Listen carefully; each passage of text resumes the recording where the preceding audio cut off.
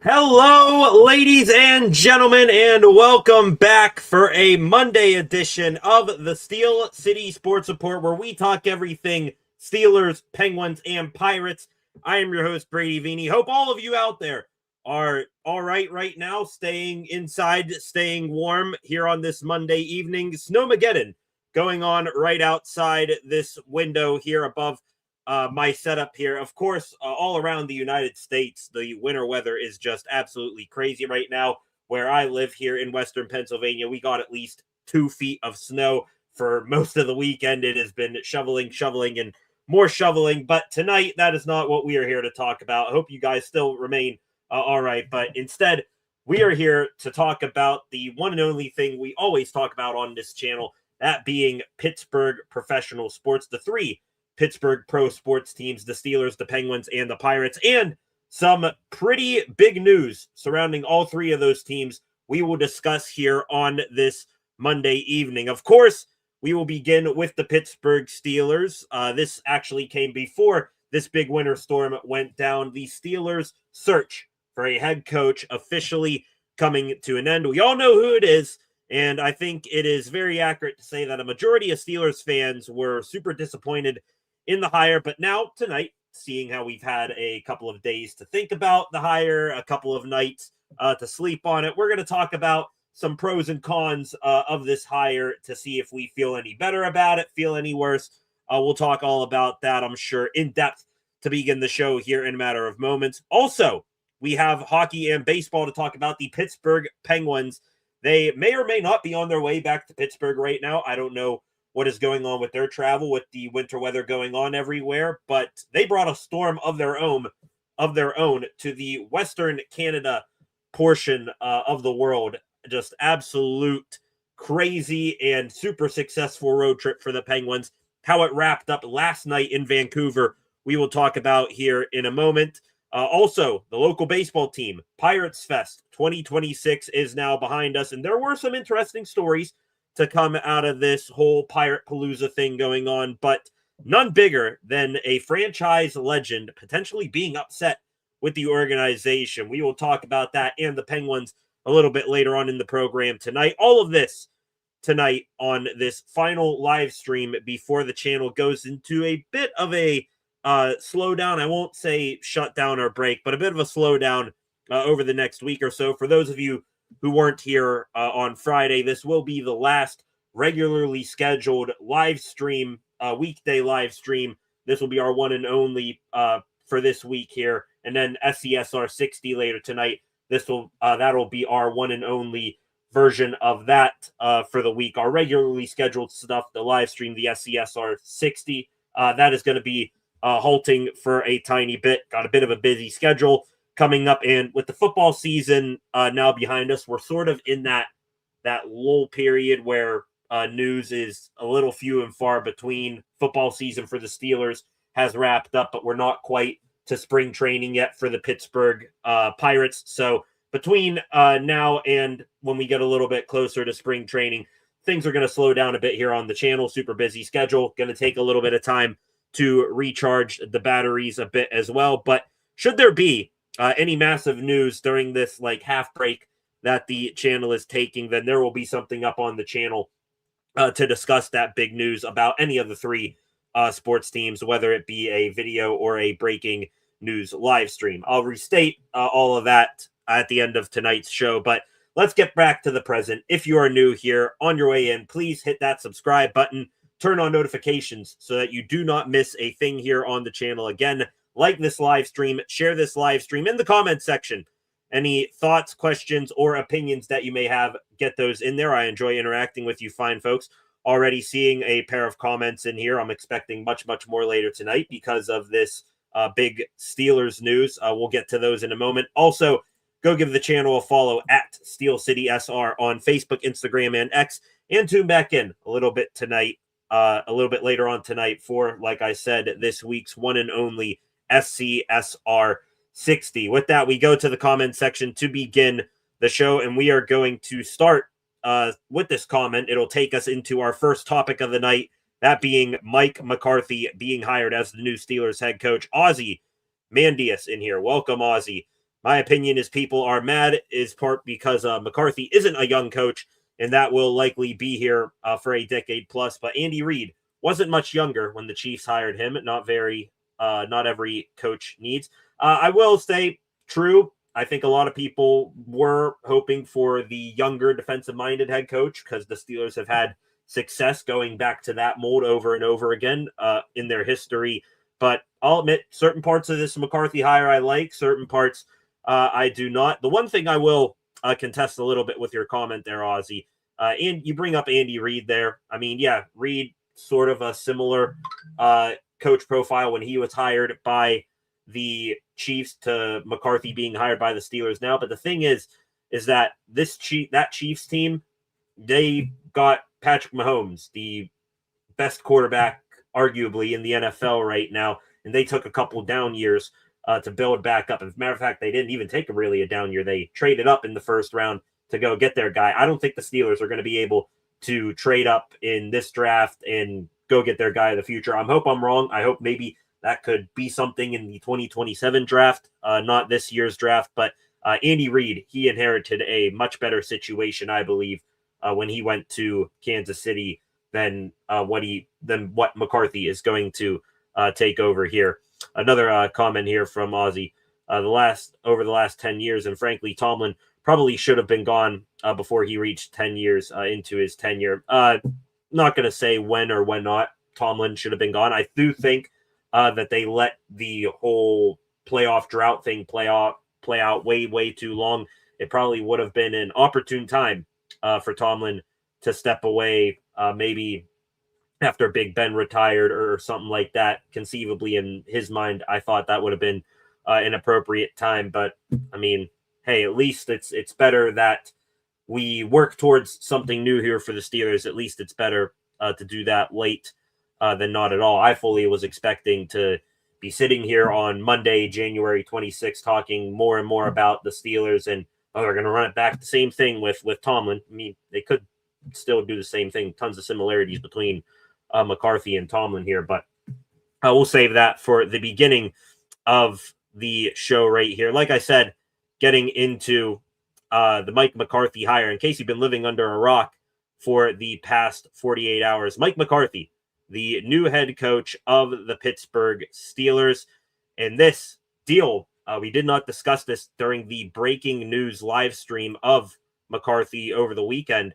This deal for McCarthy to be the Steelers head coach, it is a 5-year deal. That is per Jerry Dulac of the Pittsburgh Post-Gazette. So the Steelers locking in McCarthy for half a decade here in Pittsburgh. How McCarthy made it to Pittsburgh, the Steelers, they did a whole path of McCarthy back to Pittsburgh post yesterday. Of course, started in 1988 or 87, excuse me, his coaching journey. Went through a couple of colleges, including the University of Pittsburgh as a graduate assistant.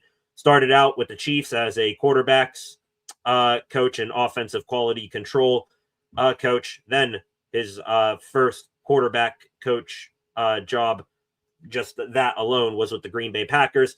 He was offensive coordinator with the New Orleans Saints from 2000 to 2004. That is where the Steelers connection comes in. We'll get to that here in a moment. He then became OC of the San Francisco 49ers in 2005. And then the Green Bay Packers, a return to the frozen tundra for McCarthy in 2006. He, their head coach of the Packers from 06 to 2018, was a Super Bowl champion in Super Bowl 45 over our beloved Pittsburgh Steelers. He then went to head coach the Dallas Cowboys for 5 years from 2020 to 2024, took off last year of any sort of coaching duty. And now he gets back into football at age 62. McCarthy, I believe he might actually turn 63 here sooner rather than later. But McCarthy, at age 62, becomes the Steelers head coach. I believe one of his more recent TV showings was on the Pat McAfee show just a month or so ago when he had a Christmas wish, a football Christmas wish, and he put out there, I'm wishing for a Pittsburgh Steelers Super Bowl. Well, now he, as the head honcho for the Steelers, will have his opportunity to coach the squad towards a Super Bowl. At least that is the hope in the mind of Art Rooney II, which takes me into this sort of cons and pros workout I wanted to go through tonight with McCarthy. I will state this for the record before we go any further here. McCarthy, like the dude, honestly, hope he kills it. Pittsburgh native coming back to his hometown. I wish him no ill will. I'm not going to be super, super hard on him. I'm not going to, call him a terrible coach before he even coaches one snap as the head coach of his hometown team. So I want to get that out of the way. I don't mean in these cons to take a dump on McCarthy too much here, but that does take us into the cons here to start off. This hire, I believe I gave it an F or something along those lines back on Saturday when it became official. I'll admit I'll raise it now to a D+, C- hire. And that's because I just think the cons outweigh the pros here. Con number one, this one being the biggest here. This hire by the Steelers to bring in Mike McCarthy at 62 years old, it just screams their unwillingness to rebuild. McCarthy, we thought that the Steelers throughout 99% of this hiring process were going to go young, innovative defensive head coach like they've always done. If it ain't broke, don't fix it. We thought that they were going to do that. Instead, they go the complete opposite direction. They go with an older offensive head coach. The offensive part I actually like a little bit. We'll get to that here in a minute in the pros. But you bring in McCarthy. He will be the oldest head coach in the 93-year history of the Steelers on his first day of work, which that first day, according to the screen right now you guys are looking at, it will be coming up here tomorrow at 2 p.m. So McCarthy, he is about to become the oldest head coach in the 93-year history of the Pittsburgh Steelers, and his starting age at 62 years old is older than every single Steelers, the three previous Steelers head coaches when they stepped down. Noel was 59, Cowher was 49, Tomlin was 53. That is the ages of those three outstanding head coaches when they stepped down. McCarthy beginning older than when they left. So that is pretty crazy. Also, Art Rooney II, I think we're all sick of his crap. Is that fair to say? We are all sick of the same old with Art Rooney. We can officially scrap the Mike Tomlin losing streak in the playoffs, and we can apply this to Art Rooney now because he does not know the word rebuild, doesn't know how to take a step back to take a step forward. He literally said so over the weekend. Bob Labriola, one of the writers under the Steelers umbrella, he interviewed Rooney. Rooney, talking about hiring Mike McCarthy, his quote here, "He is someone who has a longer track record than many of the other candidates, a winning track record. He's been a winner everywhere he's been, probably just as important for our purposes. The quarterbacks that he's worked with have all been very successful. So he has a proven track record of developing top-flight quarterbacks. Those are the things that maybe stick out the most." That first part, though, I think outweighs that second part of Rooney. Rooney just threw in there at the end, I believe. Oh, yeah, he's good at developing quarterbacks. Yeah, we like that a little bit. We haven't been able to do that ever since Big Ben left. But don't get it mistaken. The most important part of that quote for Art Rooney II, he is someone with a longer track record than many of the other candidates, a winning track record. He's won everywhere that he's been. That is all Art Rooney cares about, is winning, except when it comes to the most important time, which is in the playoffs, because God forbid, we have a bad regular season and then eventually get good in the playoffs. As long as we're relevant throughout the regular season, that is all Art Rooney cares about. Also, that quarterback part, Tom Pelissero of NFL Network, we all knew from the get-go that a Mike McCarthy hire, a big reason that they would bring him in would be to lure back Aaron Rodgers. Players love him. I believe Art Rooney II loves him as well. Pelissero said the Steelers aren't hiring McCarthy to lure Aaron Rodgers back. Yeah, sure. I'll believe that. Let's run it back with the 43-year-old former four-time MVP. If he couldn't save us, then why the hell are we going to try to run it back just to have the same thing happen? So we're going to keep running on this hamster wheel. The Pittsburgh Steelers are in getting a slightly above average regular season just to get blown out in the playoffs. That is con number one. Con number two here is that going back to that Art Rooney II quote, this whole McCarthy is someone who has a longer track record more than any other of the other candidates. Weren't the other candidates like all super young up and coming coaches that you would have needed to take a risk on to maybe have a better future? Instead, he went with the safe pick, and he went back to his old bread and butter, and it really showed that the Steelers had no interest whatsoever, real interest in going young, taking a risk, gambling your present for maybe a better future. Adam Schefter, he was on the Pat McAfee show today. He said the two other finalists for the Steelers head coaching job were Brian Flores and Anthony Weaver.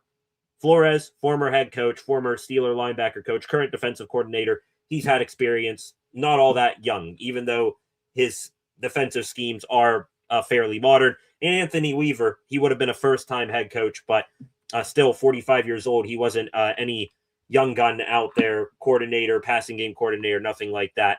And we should have known that the Steelers were going to go with the Mike Tomlin clone, Mike McCarthy. Look at their stats. I mean, Tomlin, 19 seasons, McCarthy, 18 seasons, both with a win percentage just over 600, both mediocre, barely even, barely 500, if not below that in the playoffs, 8 division wins apiece, 1 Super Bowl apiece.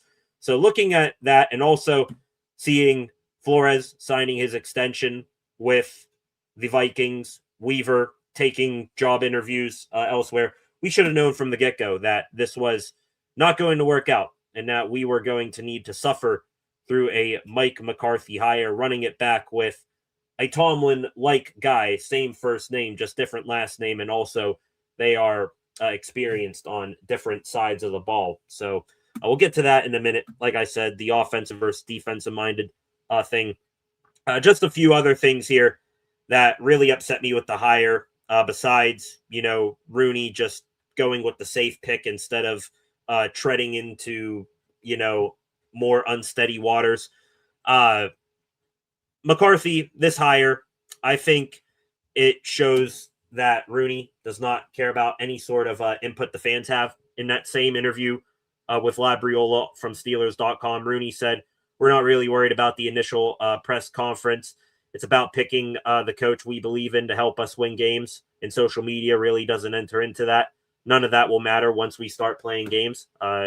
When you start playing games and it's the same thing we've seen over and over again, I think that will matter and what we say will matter. But this just whole thing, like I said, bringing it back to Art, I believe Art Rooney II has officially put his personal greed of wanting to be relevant in the playoffs, maybe even win a Super Bowl, so he can say he won one like his father and his grandfather, over making the right long-term decisions of the franchise. He wants to keep competing in the now to make sure before he passes the team on to his son here in hopefully a few years, he wants to get to the Super Bowl, and he will mortgage 5 to 10 years of the future of this organization.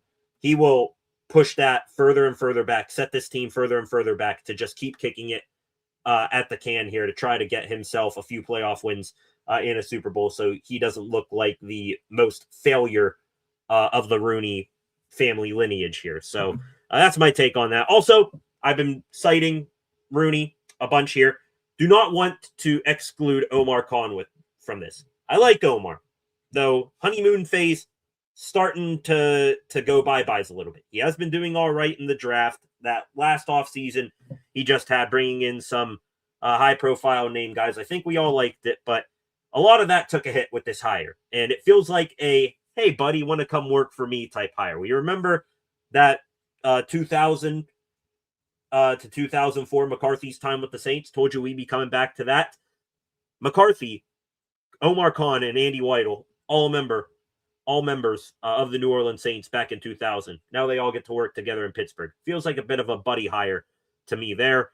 Last two things here on this McCarthy hire. Don't want to get too in deep on them on why I think it's a fairly rotten hire. This 5-year deal for McCarthy, do we really believe, unless he does a Mike Tomlin and steps down, that he's going to be here for anything less than those 5 years? When the Steelers, when they hire coaches, they don't fire coaches. It took pulling teeth with vice grips for this team, whether it was Tomlin's decision or Rooney's decision to get rid of Matt Canada. The stigma still remains the same. When the Steelers hire a head coach, they're going to let that contract run all the way through and run its course, because they are not going to pay a coach to go sit on their ass and collect a paycheck every week. So McCarthy being here for 5 years, 62-year-old head coach who is an offensive mind, I like it, but I think his offensive philosophy may be starting to wane a little bit. We shall see if that is true. 5 years, that's a long time. That is a long, long time for you to hire a head coach when right now you have no long-term outlook, positive outlook for this franchise. No franchise quarterback roster, especially on defense, is aging year by year, even though some guys like Cam Hayward don't show it. So 5 years, that's just a long time for Art Rooney II to lock this guy in and commit to this guy. He is going to try to win every single year without any sort of step back. And last thing, the last con here on this hire for McCarthy is that this could have waited. I said this back on Saturday when it broke down. This could have waited till next week, next month, all the way up till like a week before the draft, if you really want to be honest, because no other team out there except for the Tennessee Titans, which they then went and hired Robert Saleh. No team out there had a lick of interest in Mike McCarthy. There was no sort of rumor or report from any insider, nothing like that McCarthy was going to be interviewed by the Bills, the Browns, the Raiders, or the Arizona Cardinals, the four last teams with head coaching vacancies right now. So the Steelers, they could have waited. They could have today had interviews with the two other young guys that they brought in this process, Chris Shula and Nate Scheelhaase from the LA Rams. Could have interviewed them today, but instead they jumped the gun. They wanted to get their guy for whatever reason on a random Saturday in January. They wanted to get it done. I don't know why they didn't wait, but that really, really pissed me off. So in the end here, just the cons of this hire, they are pretty staggering. Showed that Art Rooney II had his fingers all over this hire. He wanted a guy as close as can be to Mike Tomlin because he said he was going to run it back with Tomlin. This hire also says that the Steelers have no intentions of rebuild. They didn't really have any sort of interest in any of the young candidates out there. This hire is going to be stuck with us for 5 years, and it could have waited, and the Steelers could have done at least a little more due diligence in seeing what else was out there to see if they could have been blown away at the last second by a young guy. But hey, gonna keep competing every year, right? Got to keep going. 9-8, 10-7. Maybe McCarthy has a little bit of a higher floor and a higher ceiling and a lower floor here, so maybe we could go either way for the Steelers, depending on which way the chips fall here. But going to keep competing every year, be just above average, and then get our asses stomped out like a pile of mud in the playoffs. Because, can't be like the, say, New England Patriots, can't be like the Seattle Seahawks, can't be like the Patriots where you have 3 years below 500 and then the fourth year you're in the Super Bowl.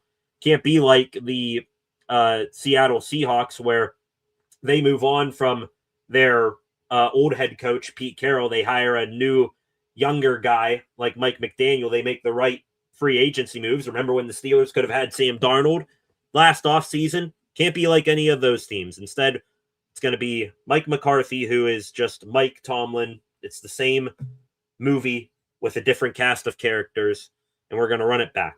However, do want to switch it up a bit. Let's, after talking about the negatives, even as big and massive and troubling as they will be in the long-term outlook of this team, there are a few positives that I like. And I'm interested to see if you guys have any positives as well in the comments section. We'll get to that here in a minute. some small positives I will take away from this hire here is that we asked for this. We asked for change, so we can bitch about it a little bit, but we can't bitch about it too much. And we did get some positive change because it's something different. We've been stuck with a constant run back the same defense every year, Mike Tomlin, to now we get a new outlook for the Steelers offense. You bring in McCarthy, who is an offensive specialist. He will pretty much run the offense, has a nice scheme, or I should say, had a nice scheme. We'll see how it works in the year of our Lord 2026. But he's a guy who's going to be hands-on, and he'll be hands-on when he needs to be. He'll be a CEO other times, but he'll change things up. He's not going to be a guy that thinks what he does. Hopefully, when I say this, I hopefully think he will not be a guy that says, there's nothing wrong with my scheme, and I'm just going to do the same thing because it is going to work again eventually. Unlike the Steelers defense with Mike Tomlin running the same old 3-4 defense, stuff like that. So we did get an offensive head coach out of this. That's at least something to look forward to, something new to dissect and pick apart. Also, this right here may be the biggest positive, arguably, for McCarthy. McCarthy does have a history of developing quarterbacks. This right here from Tom Pelissero, Mike McCarthy has been one of the NFL's foremost quarterback developers, from late career spikes of Rich Gannon and Brett Favre to leaps taken by Aaron Rodgers and Dak Prescott. And then even back when he was with the New Orleans Saints, some of their rotten quarterbacks of the time before they got Drew Brees, McCarthy got the best out of those guys there. So that is a good sign.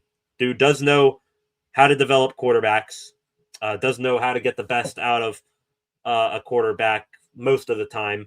And this will be big because the Steelers, they maybe if they bring back Aaron Rodgers, are going to have a really, really old quarterback to where you would need McCarthy to tap into his Rich Gannon, Brett Favre days and get Rodgers to have a spike in production one more time before he sails off into retirement should he come back. Or, more importantly, Will Howard.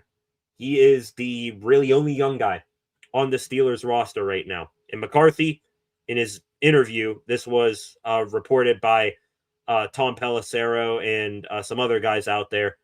Apparently, McCarthy provided videos and graphics of coaching and developing quarterbacks and said he really, really likes Will Howard. I believe the exact quote here, this one from Art Rooney II.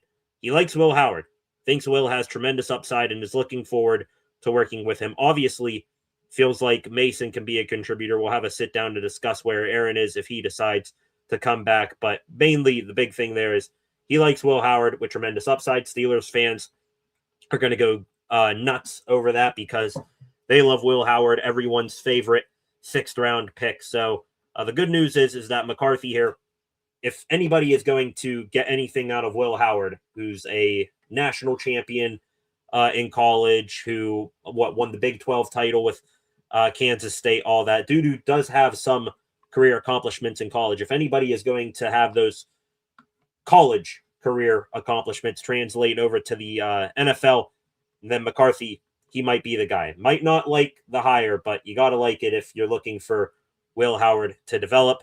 I just, for the love of God, hope that this does not mean the Steelers are going to be looking quarterback in the 1st round this year. You bring in McCarthy, one of his big selling points is that he develops quarterbacks, cannot be fooled into going through this Kenny Pickett scenario again. There is one quarterback, in my opinion, worth drafting in the 1st round, maybe even in the first 2 rounds, and that's Fernando Mendoza. He is going number 1 overall. Please tell me that we are not thinking about overdrafting a Ty Simpson in the 1st round from Alabama, dude who is like Kenny Pickett, but very, very less experienced. Or we're going to use a 3rd-round pick or a 2nd-round pick on a Garrett Nussmeier or Drew Eller or something like that. Please tell me that we just stick throughout the entire year looking and seeing what Will Howard develops as. And then if Howard does well, perfect. McCarthy, another masterpiece, developed another outstanding quarterback. If Will Howard doesn't do well, then you got a much stronger draft class on the other side of this that McCarthy can pick out of the litter and develop then. So hoping that that does not mean an immediate quarterback draft for this year in the first, 2 to 3 rounds. But when it comes down to Will Howard in developing him, which tons of people, including myself, thinks there's some upside there that could be tapped into, then McCarthy is the guy. I will give a little bit of credit there. Another good thing about McCarthy, apparently very good at hiring coordinators. Now, hopefully he doesn't run it back with, retreads of his past too much here. But when it comes to hiring coordinators, safe to say we won't need to live through an Arthur Smith just hire an average guy so the offense could be average on a good day, or hiring a, Terrell Austin who half the time is a yes man to what Tomlin says. McCarthy, his coaching hires, coordinators, Dan Quinn, DC, now head coach of the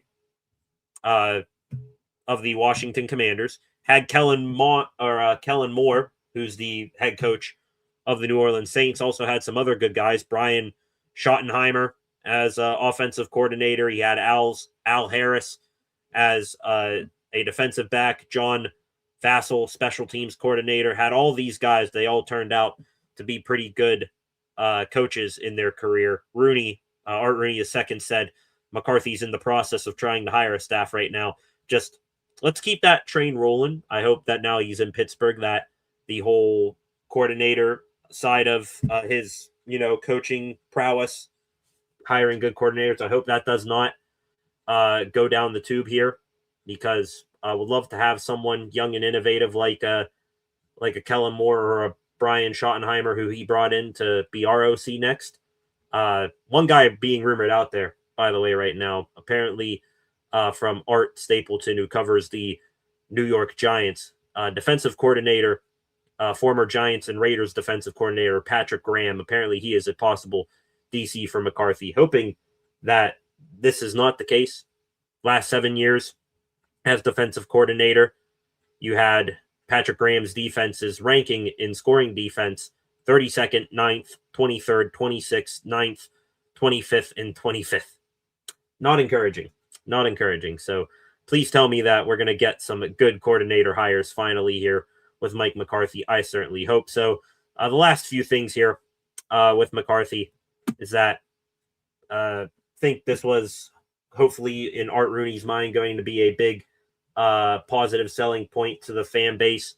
I guess it is kind of a positive. McCarthy, Pittsburgh guy, so some Steelers fans out there will think, hey, we finally got one of our own as the new bench boss. I mean, McCarthy, graduate assistant at Pitt, worked the PA Turnpike, cleaned up for his father's bar, his father was a firefighter, so that's pretty cool.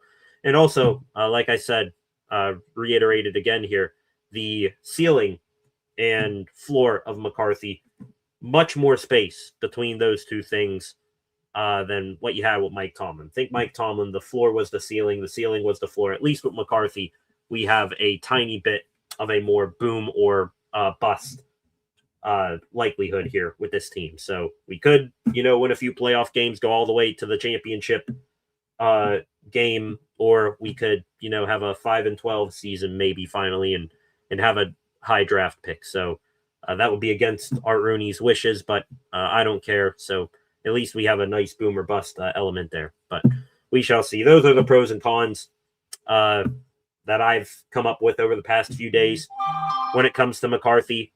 I mean, still feel like some of the cons outweigh the positives. The Steelers, they need still a hard reset here when it comes to roster and philosophy. A young guy like a Chris Shula or even an Anthony Weaver, who would have brought in some younger coordinators, would have liked that better than this. But I guess, still there's a slight chance that the Steelers could get that rebuild, but it just screams we're going to keep with this roster that has not accomplished a damn thing, especially in the last 10 years. We're going to keep on betting on them, going all in on them, but we'll see. Could be in for the same, but it could be different. Same, but different. Remember that that movie scene.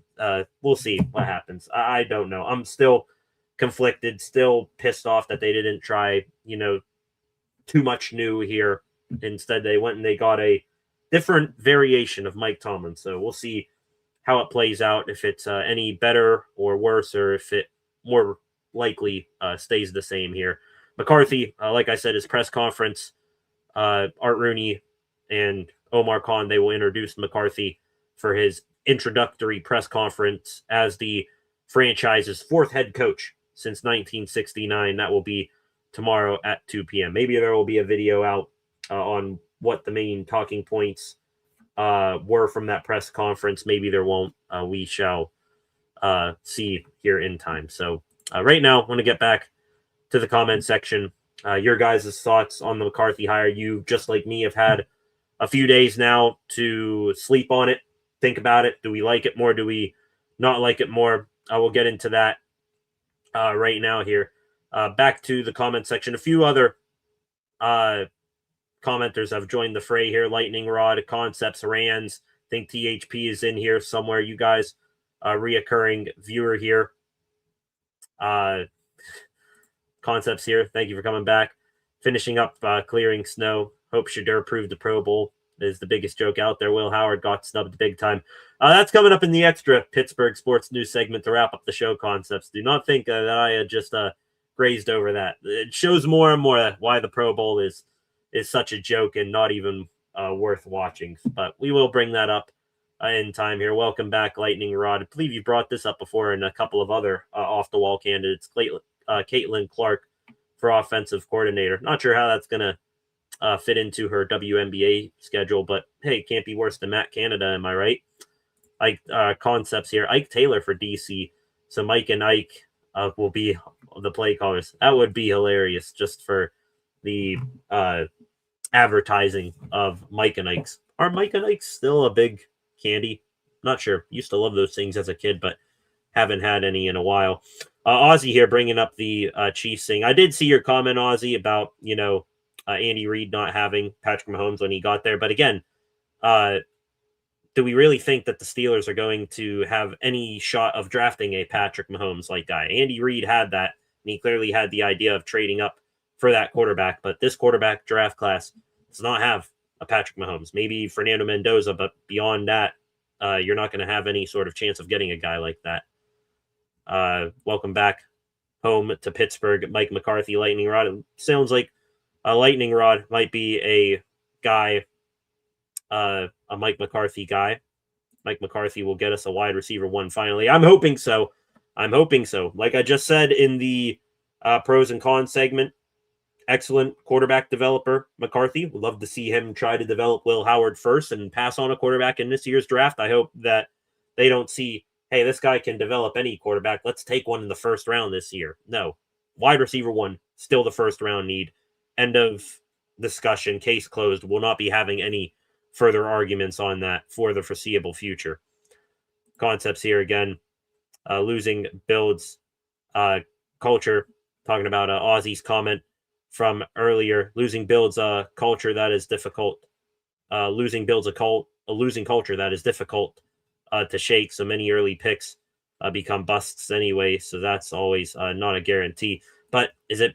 I'd rather, take a losing season or two if it means, not just seeing the same stale losing culture. We have had a losing culture in Pittsburgh here. It just hasn't been get a top of the line draft pick and then try to develop a quarterback losing culture. No, it's been a losing culture where, yeah, we do well in the regular season, but we know that ass kicking that's right on the other side when the new season of the playoffs starts. So I'd rather try, the other losing culture rather than the losing culture we've been going through here for the last little while here.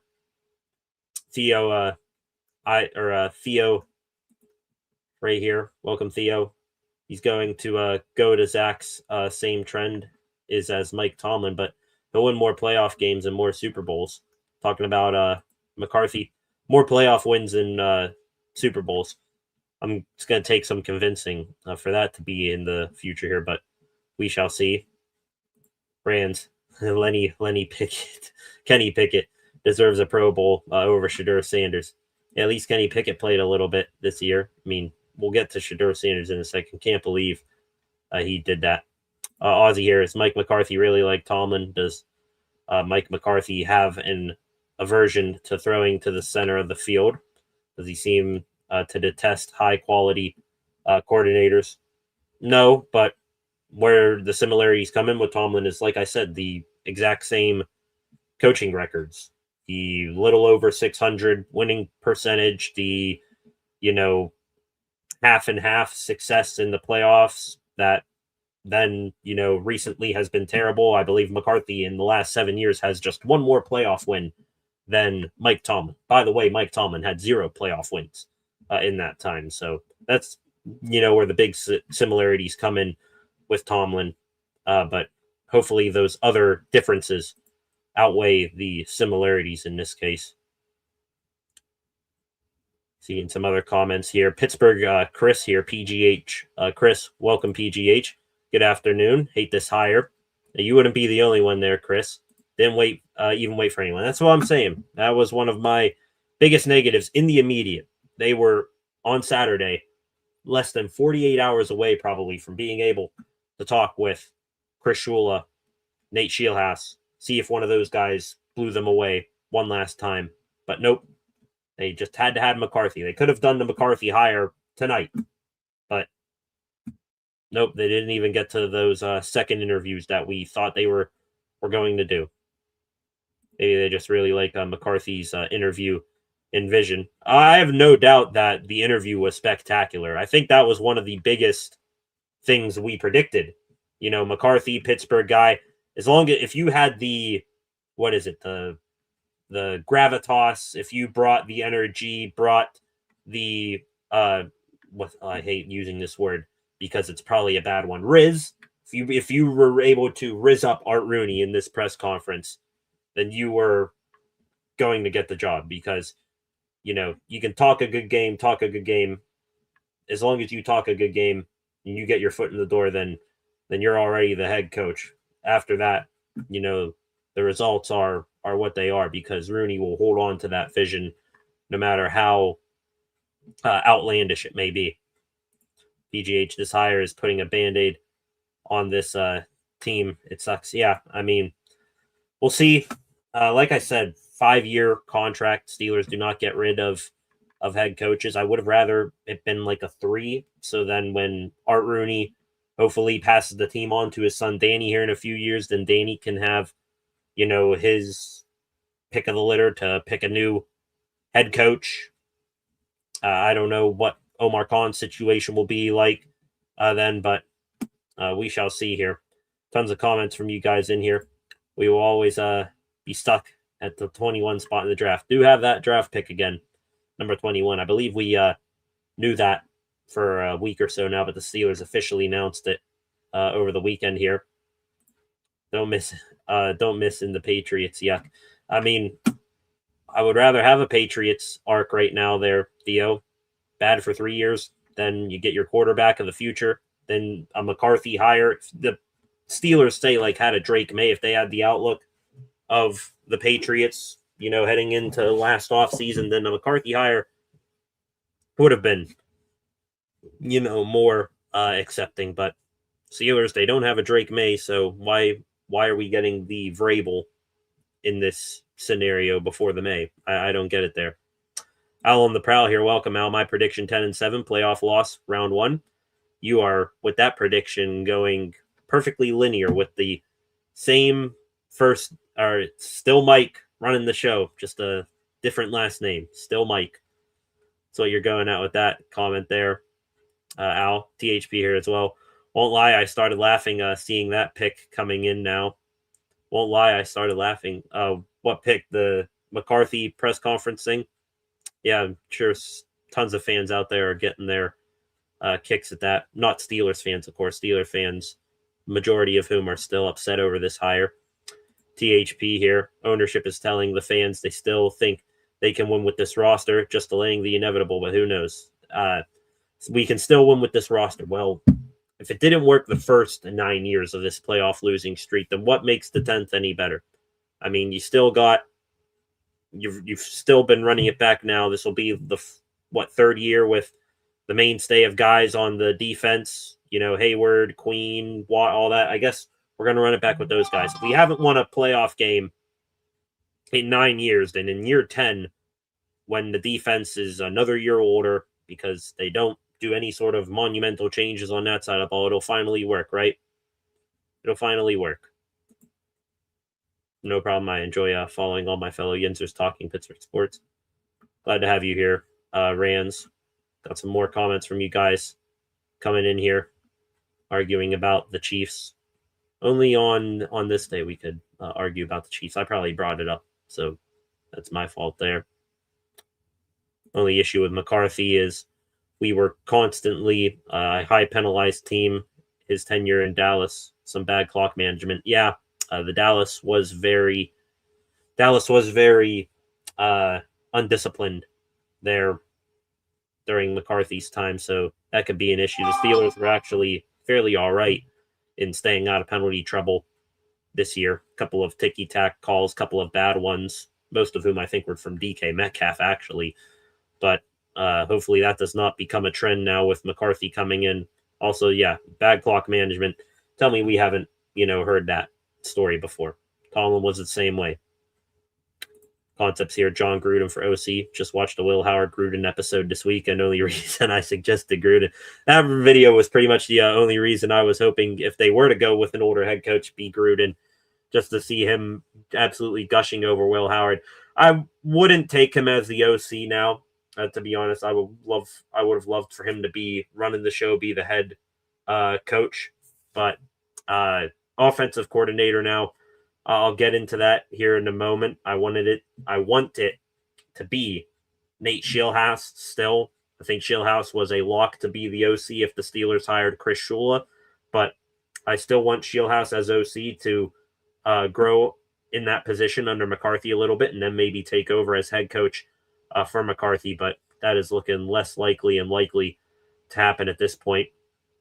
Some more comments rolling in here. It's Lloyd, Rooney, destroying the franchise.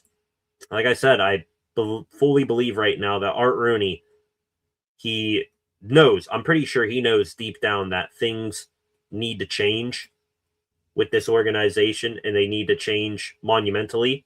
And it was by force the biggest change with Mike Tomlin leaving and stepping down.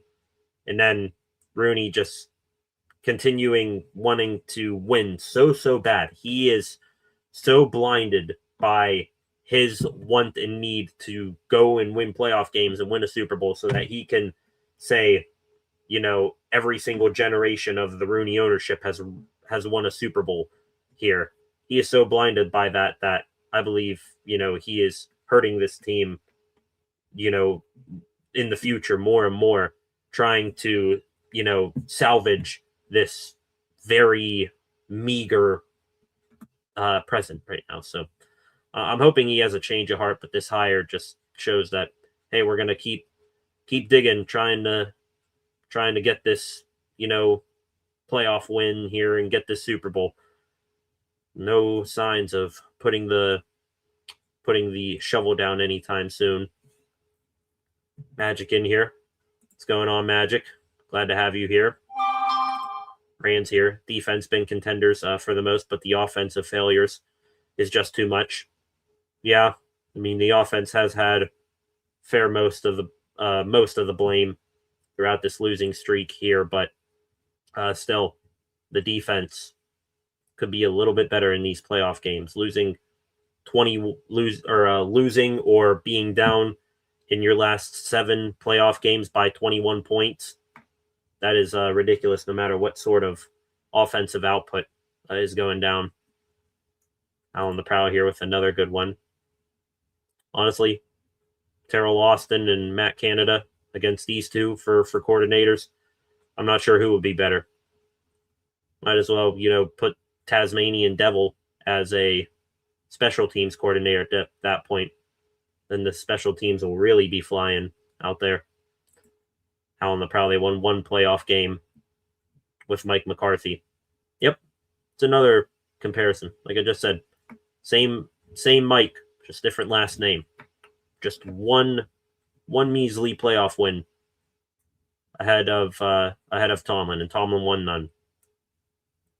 But like I said, some of the positive outlooks from this, I mean, there are tons of similarities between McCarthy and Tomlin, and this move continues to show that Rooney is so obsessed with trying to win with this roster rather than take a step back. It's not even really that funny, but there's, some slightly larger gray area in there now where you could see the Steelers either having a bit of a down year or, having a blow up year, hoping that we get one of those two rather than it just being the same thing over and over and over again. 12-4 for 3 years, then 7-9-1 first year without him. They sucked bad this year. Indeed, they did. But those 3 years, they're starting to be pretty old right now. I mean, every season is a lifetime in the NFL. Would love for a 12-4 season, or even if you flip it 4-2. I just hope that we get one or the other here sooner rather than later. 10 of you in here right now. Welcome to the live stream. Like I said at the beginning of the show, this will be the last regularly scheduled weekday live stream for the next little while. Busy schedule coming up right now. Feel that with that time and where things are between the ending of football season and the beginning of the baseball season, it will be a time to take a step back and recharge from talking mad amounts of football with you guys over the past 5-6 months. So tonight will be the last regularly scheduled live stream for a while. The next time, most likely, you will see a live stream will probably be for some massive breaking news. I will fill you guys in on when the channel will be making a return to its regular schedule. I'm going to switch up gears here in a moment, nearly an hour into the show here tonight. I want to switch gears over to hockey for a moment. And we will get back into football, I promise. More football talk will come up a little bit later on in the show here tonight. But hockey, very relevant right now in the city of Pittsburgh because the Penguins, well, we don't know what the Pirates are going to do yet, so I will stay with this. The Penguins right now, the only team in the city that you could take massive amounts of pride in right now, and they are earning every single bit of that pride. The Penguins just wrapping up a 4-game Seattle, Western Canada road trip last night. They were in Vancouver. Good news for the Pens. Chris Letang, he made a return to the Pens lineup last night after a game or so off with injury. The Penguins last night against the Canucks in Vancouver. First period had some action, but no score.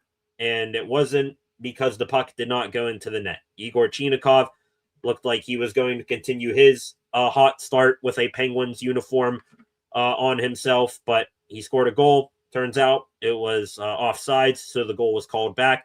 The Canucks, they looked like they scored the game's first goal later on in the period, but that was waved off due to goaltender interference. So that was nothing after the first period of play. Second period, that is when the Penguins finally broke through.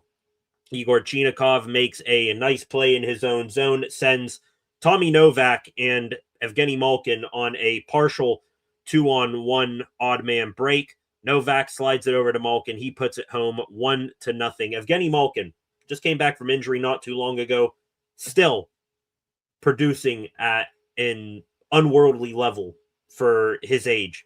39 years old in another 40-plus point season for number 71. He is still that guy right now, and he is proving that he deserves way over deserves actually a contract extension. Hopefully that comes up here in a few weeks during the Olympic break. So Evgeny Malkin, 40-point season officially locked up for him.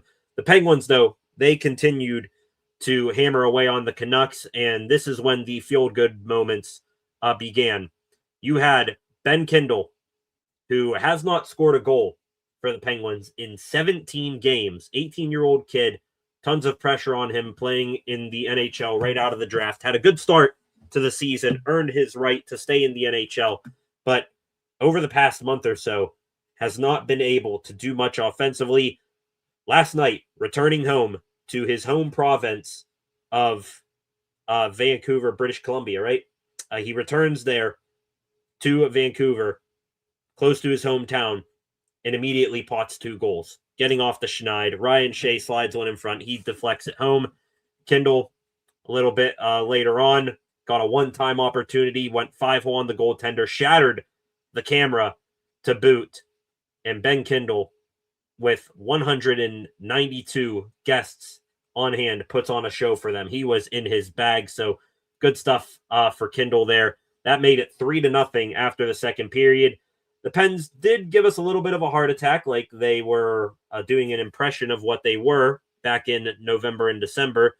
The Canucks, they had 2 goals in the third period with some time to spare. They made it 3-1 after a sloppy shift from the Penguins about 7 minutes into the period. And then with 6 minutes left to go in the game, Teddy Bluger, former Penguin, tied it up with a deflection goal. So that made it 3-2. Penguins, with momentum going against them, needed to steady up, shut it down, and they did so. Outstanding stuff from the Pens. Net empty. Save of the year, I believe. Stuart Skinner, a Marc-Andre Fleury-esque 2009 Stanley Cup winning diving save from left to right with the final seconds of the game ticking down. Skinner makes that big save. The Pens able to hold on and win 3-2. Outstanding stuff from the Pens in this game. Outstanding stuff on the road trip as a whole. The Penguins finish their road trip 4-0. It is the team's first 4-game win streak. It is the team's 4-game win streak. It is the third longest active winning streak, in the NHL. No team has more wins than the Pittsburgh Penguins in 2026. The Pens now on the season, 26, 14, and 11. They are still, day by day, climbing up the standings in the Metropolitan Division, getting further away from the competition behind them, getting closer to the number 1 team in the division, the Carolina Hurricanes. But awesome stuff from the Pens. Outstanding game from Ben Kindle. Stuart Skinner continues to, per the words of Ryan Whitney, look like Dominic Hasek between the pipes. I think he has shaken off all of the stench he had when he was with the Edmonton Oilers. Skinner, 8 starts, 7-1-0 in those last 8 starts, 163 goals against average. Ben Kindle is the first Penguins rookie to score double-digit goals since Jake Gensel when he made his debut in the 2016 season. And, of course, the trio of Evgeny Malkin, Sidney Crosby, Chris Letang, they make even more history. They become the 4th teammate trio in NHL history to play in 1,000 games together, regular season and playoffs. Dustin Brown, Anze Kopitar, Drew Doughty, they lead the bunch at 1,040. Now Malkin, Letang, and Crosby at 1,000, getting closer to breaking that trio record. They will next game pass, or a tie, I should say, Marcel Pronovost, Gordie Hallen, Alex Delvecchio. Then 5 more games, they will pass Duncan Keith, Jonathan Toews, Patrick Kane. So keep going, Penguins. 4-0 on the road trip. Outstanding Western Canadian road trip. They brought a storm to that region, and I'm not talking about the winter storm that is going on all around North America right now, especially in the United States. But the Pens right now, they are hot. They could go outside and melt the ice right now. They are running hot, and hopefully this continues now into this homestand that is coming up for them starting, I believe, on Thursday night. The only negatives, by the way, forgot to mention these from the game last night for the Pens. Some injury and player personnel losses to talk about. Jack St. Ivany, he left the game early last night. Turns out he has a hand injury that is going to keep him out for a while. There was a scare with Evgeny Malkin. Malkin on the bench last night, final horn blows. The Penguins celebrating on the bench. Malkin, who's been dealing with a shoulder injury for a while, takes it looked soft, but I don't know truly how hard it was. Anthony Mantha gives Gino a little bump on the shoulder. Gino just collapses on the bench, grabbing at his shoulder in pain. Apparently, you had the Penguins and head coach Dan Muse indicate that Malkin is going to be okay, so thank God for that. Last thing here with the Penguins, you had Brian Rust last night, apparently in the waning moments, laid a check on Brock Besser of the Canucks. It was not called for anything at the time because, the game was over, but they reviewed it. Brian Rust will have a hearing tomorrow morning for an illegal check to the head of Vancouver's Brock Besser. They said they saw shoulder to head contact. Could be a suspension for Rust. At the very least, it'll be a fine. I doubt he goes into that hearing and comes away with nothing on his ledger, but hopefully nothing too serious there for Rust that he won't miss any massive amount of time in terms of games.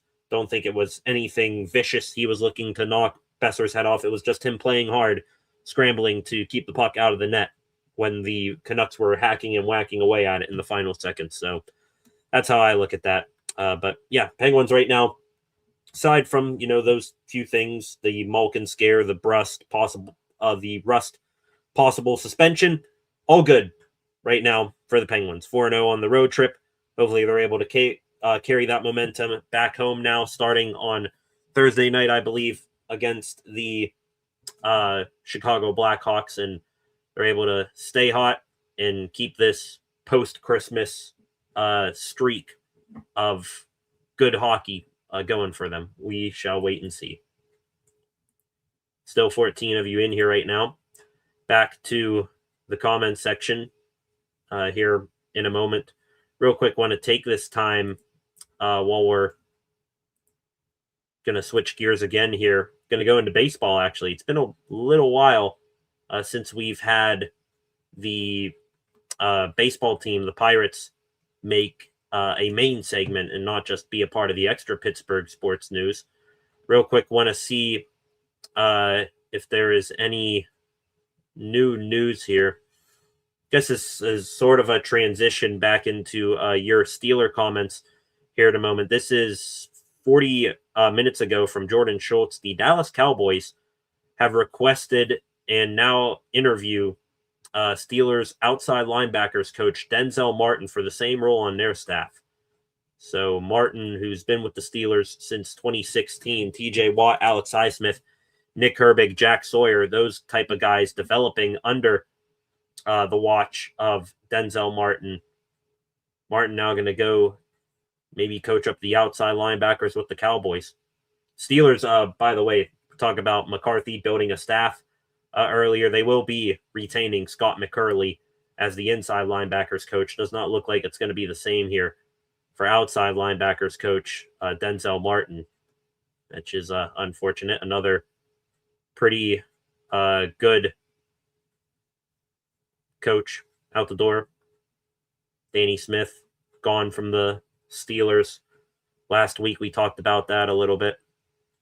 Hopefully we see the Steelers coaching staff get replenished after losing those guys. Back to the comments section here. This guy's still arguing concepts in Al. 12-4 proves McCarthy wasn't the problem there. 7-9-1 proves this as well. All love, though. It's all right. We can all have different opinions here. I do, like I said, think McCarthy could be a outstanding hire, could be a bottom out hire, which I'm cool with either or, in my opinion. If I could choose between Mike T and Mike M, taking Mike T all the way. That's a bold take there, Al. Mike M, 6-1 first season with Dallas, 7-10 his last season. Yeah, definitely the middle part of there was well, but the ending in the beginning weren't as best as believed. Also, not a super positive ending in Green Bay for McCarthy either, if I remember correctly. 16 of you in here right now. Welcome to the channel. On your way in, please hit that subscribe button and turn on notifications so that you never miss a thing here on the channel. Again, up to 741 subscribers here tonight. Gained a new subscriber. Wonder if that was Aussie, who's in the comments section here. If it was you, Aussie, thank you. If it was not, then thank you to who subscribed here tonight. Gained a bunch of new subscribers during that Mike McCarthy to the Steelers breaking news live stream a few nights ago. Aussie here. Think Kyle Dubas really needs to find a way to bring Jason Robertson in here. I like it a lot. A lot of young talent on the team, but don't think any have a ceiling as high as Robertson does. Was going to, in the extra Pittsburgh sports news segment after we talk about the Pittsburgh Pirates for a few minutes, I was going to bring up Jason Robertson there, Aussie. Believe me, I was. I believe it was Josh Yohe, who covers the Penguins for The Athletic. He was the first to bring up the Pens' interest in Jason Robertson, and I would love him. I would absolutely go insane for the Penguins to get Jason Robertson. The latest on the Robertson to Pittsburgh possibility is here from David Pagnotta a few days ago, NHL insider for TSN, I believe. Pagnotta, there were reports on Pittsburgh having him high on their list. I would fully expect a team like Seattle, Utah, Carolina, and others to be engaged in this, but I don't anticipate that happening until the summer. I agree with that there for Robertson. Definitely a move of that size. Well, we've really only seen one instance of a massive in-season trade go down with a superstar winger like Jason Robertson. It was just a year or so ago with Mikko Rantanen. Could that happen again? Yeah, but definitely there are a lot of hoops to jump through to get a deal completed. We shall see, but definitely do agree with you there, Aussie, that Jason Robertson is at the top of my list, of my Penguins wish list. If you're talking about getting a guy to pair with your young guys that you're drafting, but pair a current superstar to be the guy once your aging core gets phased out, Robertson definitely would fit that bill there. So also, do you imagine Jason Robertson, Sid setting him up, Robertson being his wing or being a wing for Malkin? Be sick. Be sick. Don't know who you move out in that case.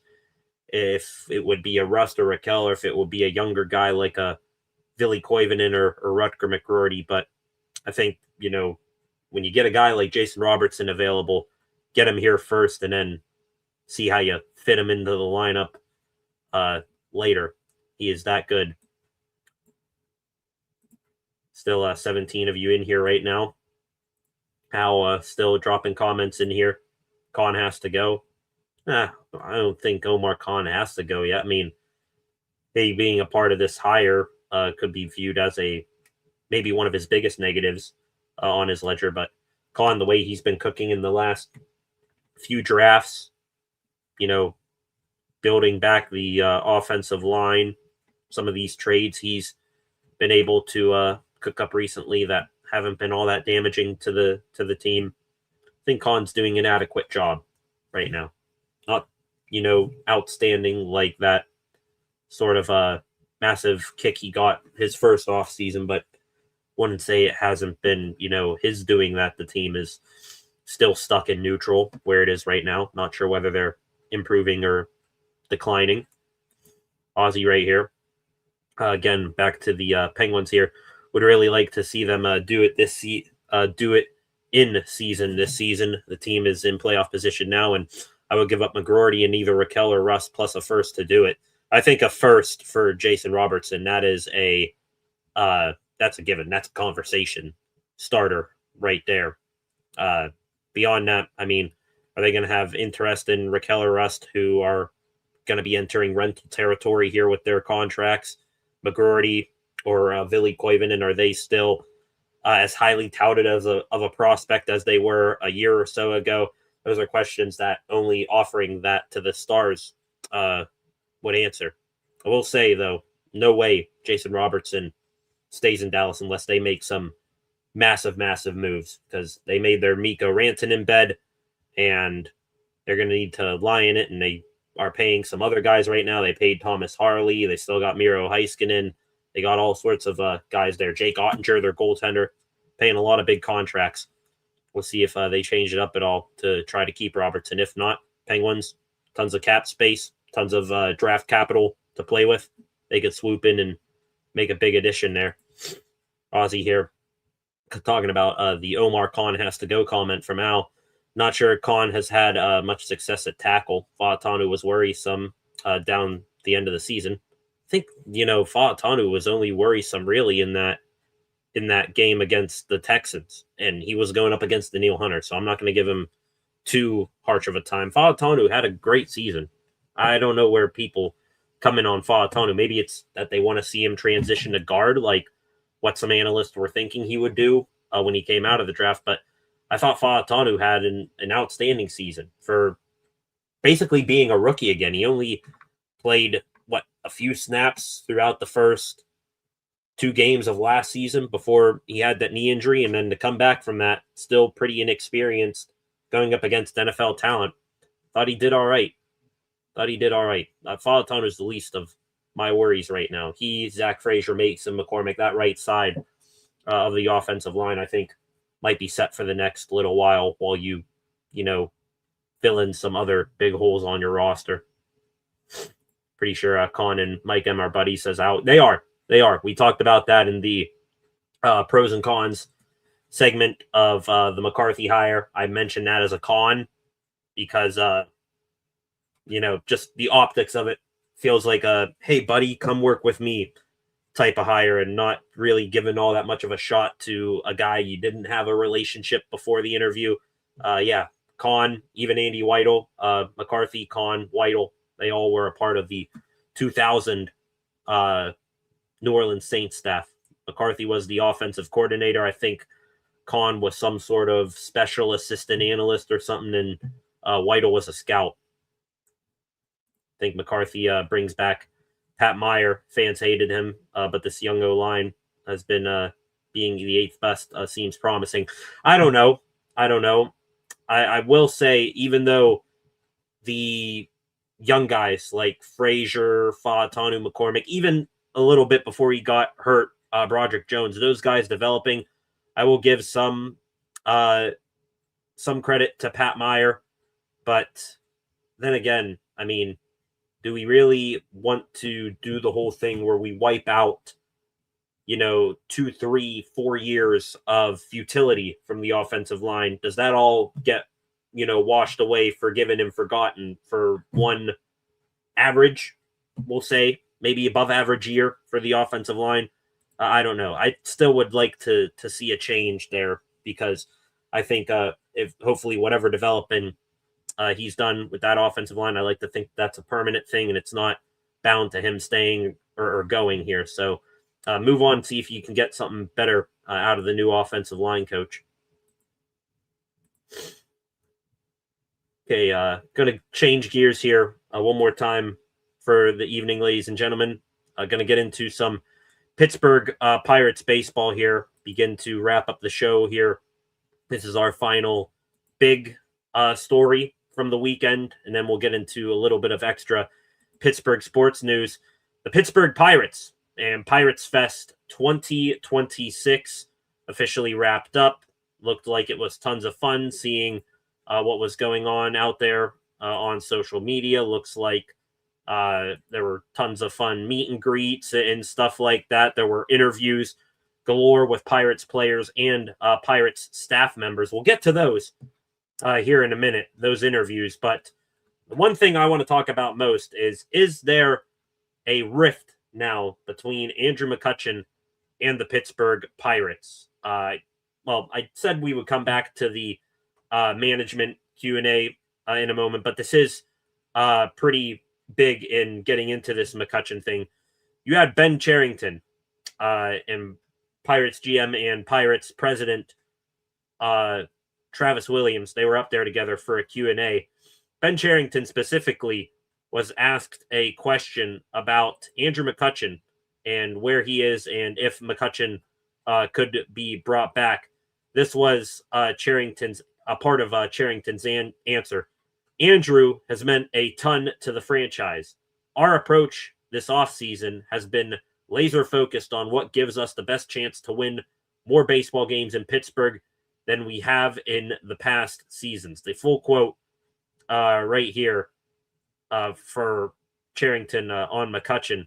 So much, or part of the great thing about Pittsburgh, all of you baseball fans in Pittsburgh, is how strongly you feel about the people that have meant a lot to the team. Andrew has meant a lot to the team. He's had an incredible run in 2 different times with the Pirates. Certainly, his legacy as a Pirate is secure, and our desire, everyone at the Pirates would desire to have him maintain a really good relationship with Andrew well into the future. And then we come back to our team. What is the job? The job is to build a team that gives us the best chance to be winning games when you're in the ballpark in June and July. And that's where I see that passion come out. That's ultimately what our job is and what we aim to do. And so our approach this offseason has been laser focused on what gives us the best chance to win more baseball games in Pittsburgh than we have in the past seasons. That's going to continue to guide our decisions.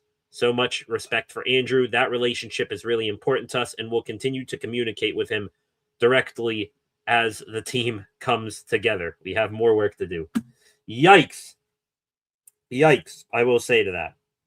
Good answer at the start, talking about how Andrew meant a ton to the team and how the fans love him. But then he immediately goes, we love Andrew. He's meant a lot to the team, but we got to make this team better. Doesn't sound to me like they think McCutchen is going to be any sort of upgrade or help to the team coming up here in 2026. I do think if they were to bring back McCutchen, it would raise the floor of the offense and that you use him in, better high leverage spots than what you have in past seasons, that he would be good in those roles still. But to just basically say, we love Andrew, but we got to make this team better. That is a nice old slap to the face of Andrew McCutchen, the team basically saying he don't got it anymore.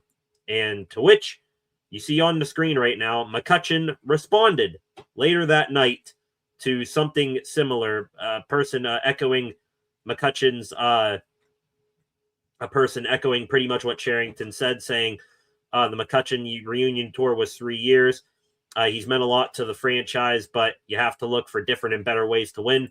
McCutchen responding to that with this quote right here. I wonder, did the Cards do this to Wainwright, Pujols, Yachty, Dodgers to Kershaw, Tigers to Miggy? The list goes on and on. If this is my last year, it would have been nice to meet the fans one last time as a player, to talk to them about my appreciation for them over the years, shake that little kid's hand, and hug the fan that's been a fan since Clemente. That to me sounds like McCutchen is jaded a little bit. He didn't get an invite to Pirates Fest, which I understand from a Pirate point of view why he wasn't there, because he isn't currently under contract, but sounds to me like Kutch is pissed he wasn't there. Continuing more with McCutchen, you see, this is bigger than baseball, bigger than looking at a 40-man roster and cherry-picking numbers that fit your agenda or prove why your opinion matters. The fans deserve, at the very least, to get that opportunity. I don't know what the future holds for me at the present moment, but what I do know is though I am 39 on the back end of my career, I still work every day to be better than I was the year before. If there wasn't a burning desire to continue this journey, I would be home surrounded by my family, in which no one would judge or be surprised. But not yet. There's more work to do, and I'm not done. No matter what label you try to stamp on me, rip the jersey off me, I don't get to write my future. God does. Sounds to me like McCutchen really wants to keep playing baseball, preferably for the Pirates. I'm at least still hoping so. But that comment there from Cherington looks like it set Kutch off, and that might have done significant damage to the bridge between the Bucks and the Pirates. I will say, does he still have a roster spot on the team? Like, where he wouldn't just be a warm body filling up a spot on the 26-man Major League roster. It did close a little bit with the hiring or the acquisition of Ryan O'Hearn, I would say the most. O'Hearn DH first baseman when he's not playing, when he's not DHing and he's at first base? Does Spencer Horwitz get a spot in the lineup? Can Brian Reynolds play a little bit more DH this year? All those questions really make it fuzzy to see McCutchen's spot here on this roster. But I do agree with both sides here to a point. Do the Pirates need to continue to look for better ways to improve the roster? Yes. Is this Andrew McCutchen reunion tour, has it, developed into anything spectacular? No, all 3 years have been pretty bad. But does McCutchen deserve a little bit more transparency? Should the Bucks have told him, hey, we're moving in a different direction. Don't be waiting around this offseason. If another opportunity comes open, take it. Do I think that happened? No. Should it have happened? Absolutely. Also, McCutchen recently talked about I can still play the outfield. Maybe. I mean, you haven't, but could that have been a management decision? I don't know, but we'll see. This just really, really takes a little bit of wind out of the sails of this Pirates offseason. That, yeah, sure, we finally started acquiring better talent. We brought in Brandon Lowe, Ryan O'Hearn. We got a top 3 prospect from an organization. We got another young outfielder in Jake Mangum. But all of that at the detriment of burning a bridge with one of your franchise icons, really. A guy who made Pirate baseball fun for my generation growing up. Is it worth it? I don't know, but this is just really upsetting. Wondering if you guys feel the same here. This whole McCutchen thing.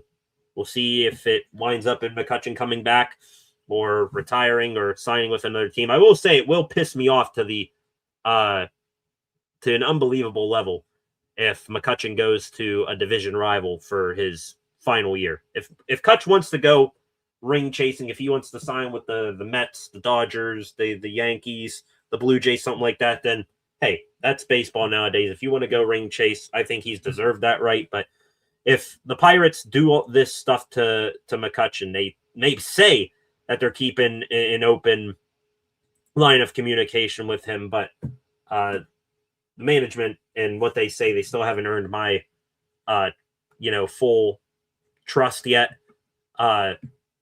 If Kutch ends up going to the division rival because they didn't want to be straight up honest with him, then that will piss me off. I cannot imagine seeing Andrew McCutchen still having the fire to play baseball and then going to the Reds or the Cubs or something for his last tour of duty here. Cannot see that. Do not want to see that. Some other things from Pirates Fest besides this whole McCutchen debacle thing. Some more stuff we heard from Ben Cherington and Travis Williams, Pirates president. Cherington, he was asked about the players that they added this offseason. He says, we think we have a deeper position player group. Yes, we are actively trying to add bats to that. He added that they are continuing to pursue some pitching help as well. I hope that adding to the position player group means we sign a Eugenio Suarez or someone like that. And pitching wise, you go, and the Pirates have been oddly good at bringing in veteran left-handed starting pitchers. I think it started with Tyler Anderson. It developed into Martin Perez and Andrew Heaney, guys like that. So I'd be cool if the Pirates did another thing like that.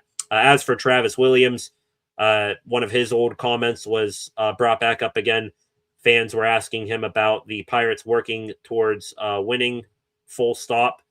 And is the goal still to make the playoffs in 2026, full stop? He was asked, what does that mean and what will change? The answer from Williams, that statement has a life of its own. We meant what I said. We are committed to making the playoffs, period, full stop. Well, you better. Yeah, you better. Fans asked about working towards winning. He said it's a really fair and great question, talking about accountability as well. Accountability means what didn't go right and what needs to change and improve and make those changes. that make any sense to anybody? A fan asks about working towards winning and says if they don't, will there be accountability? And he brings up that. Sounds to me like, oh yeah, we take accountability that we need to get better, not accountability that we failed or that we are the problem. That that completely threw me for a loop. Heard from a few players as well at Pirates Fest. Jared Jones says his rehab is going well, ready to get throwing again in full here soon.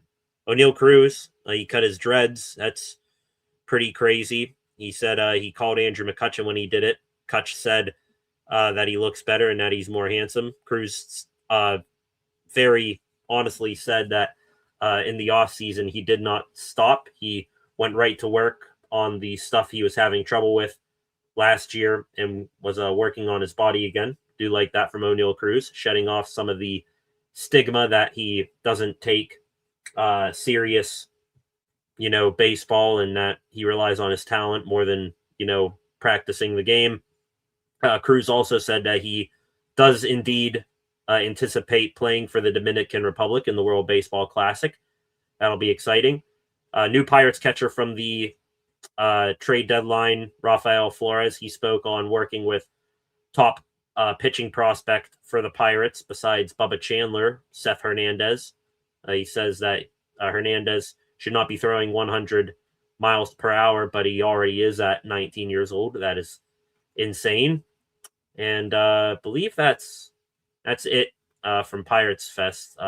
Again, looked like fun time, Pirate Fest, but the big overarching, overshadowing story is that Ben Cherington, his comments with regards to Andrew McCutchen might have created more of a rift and maybe have made negotiations a little bit tougher in bringing back Andrew McCutchen for 2026. Do you still want McCutchen back? Let me know in the comments below. I will get back into the comments right this second here. Aussie here again. Never had a big love affair with McCutchen, so whatever. Still remember when he was saying an official scorer should be fired for giving him an error. I think the nice guy act is all that a facade. Did not know about that, Aussie. That McCutchen does mean a lot to the city. So regardless of what you think about the guy, definitely deserves more transparency than what the Pirates are probably giving him. McCutchen has never been good defensively. Look at the metrics. Well, recently, back in his prime, he was, but recently, hasn't had much of a defensive opportunity. See some other comments here. It's the Pirates, or no one wants him, is my guess. And he isn't a franchise icon. I beg to differ. He's the franchise icon of this, of this decade, this, century change, because all other Pirates franchise icons were back when they actually were competing for some World Series championships. You had the likes of Barry Bonds and all that in the interim, but to say Kutch isn't a franchise icon just because, the Pirates were hampered by bad ownership and bad ownership for most of this time and other things like the baseball financial climate. Not going to criticize McCutchen that.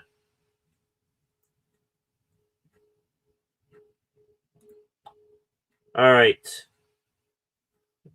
Going to get into the extra Pittsburgh sports news segment. Forewarning, the extra Pittsburgh sports news segment is going to be a bit jumpy all over the place. I do have them, organized into teams here, but in terms of having it have any sort of rhyme or reason, that's not going to be the case here. Want to start back into football here in a second, but real quick again, want to take a look here at the Twitter timeline, see if we have any new news here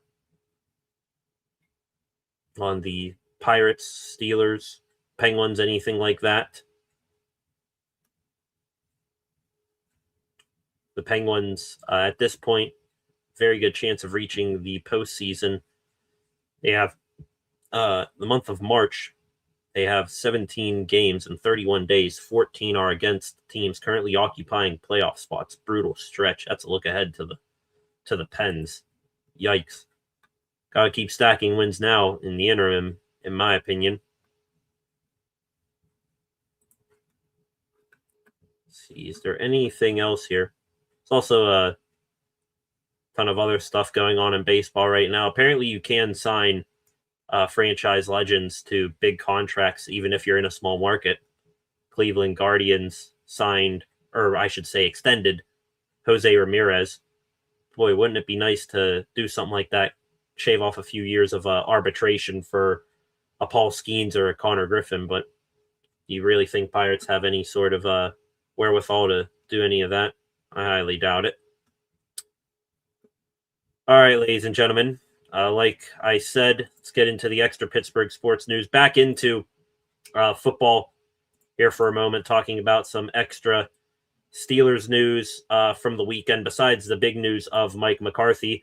Officially, the Arthur Smith era is over for the Pittsburgh Steelers offense. I will say I have a bit more confidence that the offense will look better with Mike McCarthy than any of the three previous coordinators, Smith, Canada, and Fiechner. Arthur Smith was rumored to be interviewing with the Philadelphia Eagles and Tennessee Titans for their offensive coordinator jobs, even got a few head coaching interviews from the Titans and the Arizona Cardinals. Turns out, doesn't get any of those. Arthur Smith instead will become the new offensive coordinator of the Ohio State Buckeyes. And just like that, Jonnu Smith immediately checks if he has any eligibility left from college. Did not see this coming for Arthur Smith, at least this offseason, because of, all the other offensive coordinator and head coaching interviews he was getting. But is it the most shocking thing in the world?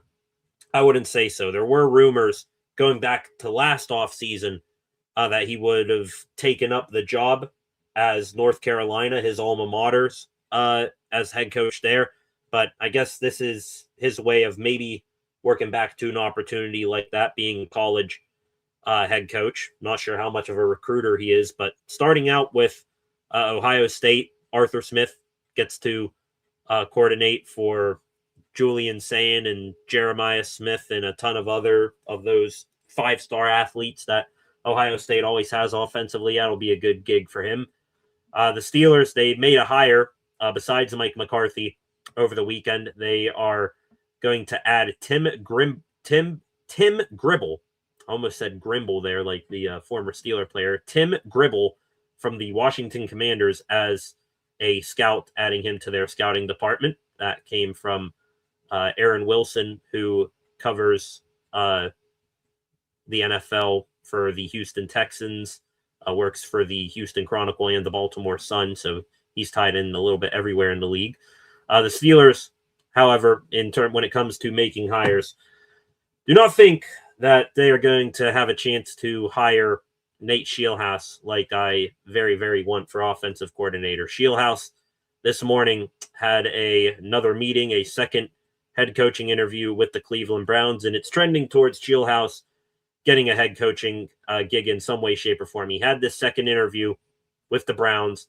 At the same time this morning, Grant Udinski, Jaguars offensive coordinator, he stepped out of the running for the Browns head coaching position. He's like the, third or fourth guy to tell the Cleveland Browns, which they are football hell even more than the Steelers. Nah, I'm good. I'll stick with my current job. But Scheelhaase taking a second interview with the Browns this morning. Also, Scheelhaase has another meeting that is probably going on right now, to be honest.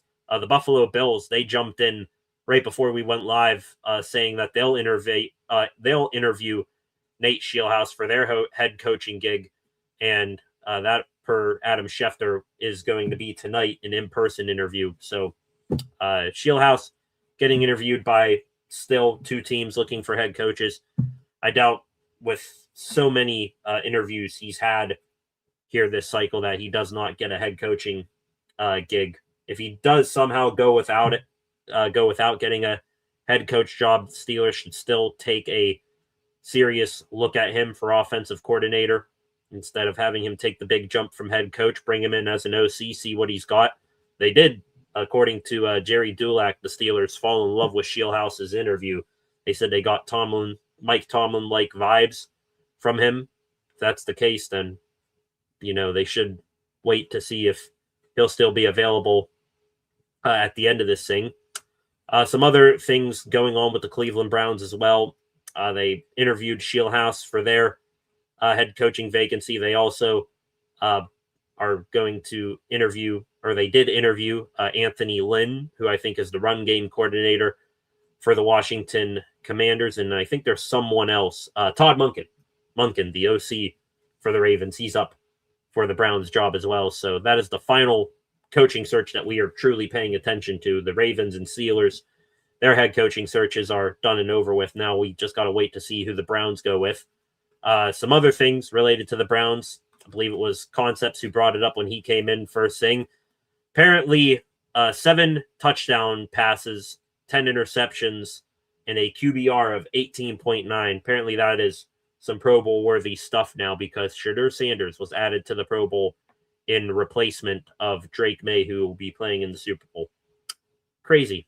Shedeur, 1,400 passing yards, 7 touchdowns, 10 interceptions, 18.9. Somehow the Steelers lost that game in Cleveland, which he looked god-awful in. But yeah, Shedeur, we'll put him in a Pro Bowl. Continue to make that even more of a joke. I mean, it's not like Aaron Rodgers or Cam Ward or Trevor Lawrence or Lamar Jackson or Joe Burrow had a better season than Shedeur Sanders in the, 8 games at most he played in. But yeah, let's put Shedeur in there. Nepotism, word of the day, ladies and gentlemen. Last thing here on the Steelers for the day. Now that the coaching search, aside from, coordinators and stuff, the head coaching search is over. We can continue to look more and more towards the NFL draft in Pittsburgh here in about 90 days. A new mock draft came out today. Anytime I see a mock draft from one of the top draft analysts out there, your Mel Kipers, Field Yates, Daniel Jeremiahs of the world, I will make note of who they think the Steelers are going to take. This one from Daniel Jeremiah, his first mock draft of the offseason came out today, and the Steelers go wide receiver in the first round, and it is a guy that some others have connected to the Steelers. At pick 21, the Steelers take Denzel Boston, a tall, massive catch radius wide receiver out of Washington. Jeremiah's explanation, the Steelers must find someone to complement DK Metcalf. Boston is another big physical receiver to play opposite the 2-time Pro Bowler. Wouldn't mind that. I mean, he can't be any worse than Marquez Valdez-Scantling trying to play that other big body opposite DK Metcalf. There are some other wide receivers that I like in this draft, but it looked like Jeremiah had quite a few of them going before the Steelers pick. He had my favorite of the bunch, Carnell Tate. Where did he go right here? Carnell Tate, he went number 16 to the New York Jets. That point 16, trade up a little bit, go get your guy. He also had Jordan Tyson, another nice wide receiver out of Arizona State, go ahead of the Steelers as well. There are some other guys here. I'm not sure where they fall, if they're, back end of first round, early second round type guys. Casey Conception is another guy I like from Texas A&M. There's a few other guys slipping my mind right now. I'll get more into the draft when we get closer. This guy right here, I missed him, number 13. He was the first wide receiver off the board in this mock draft. Mekhi Lemon from USC. Looks like a big-time playmaker. Can be anything you want in an offense. So, like that pick from Jeremiah. The Steelers do get a wide receiver. Would it be my top choice? No, but as long as the Steelers get a wide receiver like that in the first round, I will like it a ton here. Back into some extra Penguins and Pirates news from the weekend. Just one other Penguins news item on what they could possibly be doing here, besides maybe trading for Jason Robertson, from Josh Yohe of The Athletic. According to him, the Penguins, given their general lack of blue line talent, because, besides Chris Letang and Eric Carlson, who are aging, even though they may not show it a ton, Penguins don't have anything on the left side of the defense. So Ryan Shea, a contract extension for him could be done before he's able to hit the market. I think he deserves it. If you give Ryan Shea a Blake Lizotte-like extension, 3-year deal, AAV of, around the $2 million range, maybe even $3 million for Ryan Shea because of the year he's having, I'll take that. Definitely has come a long way from just being a AHL, NHL flip-flopper with the Dallas Stars. And the last thing here for the weekend for the Pittsburgh Pirates, unless it was for something like Andrew McCutchen snapping on the Bucks from Pirates Fest, this is going to be the big Pirate topic today. Congratulations to Paul Skeens. He officially at the Baseball Writers Association dinner officially accepted his 2025 National League Cy Young Award. Awesome speech from Skeens. Also gave credit to many people in his life and said, I'm here right now because I don't understand the word can't. Well, Paul, seeing how you can't understand the word can't, you can't get the Pirates to a World Series. Hoping that motivates him enough. I think he's motivated already, but if he needs a little extra, then there it is. I'll give it to him there. All right, ladies and gentlemen, I think that that just about is going to wrap it up here tonight. I'm losing steam as well from the weekend of shoveling snow. So we're going to call it quits there. Again, want to reiterate that this is it for the regular weekday live streams for the channel for the next little bit. Got a big schedule coming up here over the next week or so. So going to be taking that time to focus on things there. Also recharge the batteries a little bit now that football season and the Steelers hire is behind us. Going to recharge the batteries a little bit before things again pick up here beginning of, midway through February. You got spring training for the Pirates. That's going to begin before we know it. The Penguins are going to enter the home stretch of their season, and the push for the playoffs will begin. More look ahead at the NFL draft, I'm sure, sooner rather than later, and then Olympics and the World Baseball Classic. I think I'll do a little bit of coverage on those things as well. So tons coming up here, but right now between this little lull period between that stuff and the end of the football season with the busy schedule I got, I'm going to take a bit of a step away from the normal routine here on the channel. I will say, though, like I'd mentioned, if there is anything massive, like, let's say, going back to Aussie here, if the Penguins were to have a big hire or have a big trade bringing in Jason Robertson, that would definitely be something we would go live for in the immediate come out of the little break we'll take. If the Pirates end up signing a Eugenio Suarez, that will probably be something we go live for. If the Steelers make a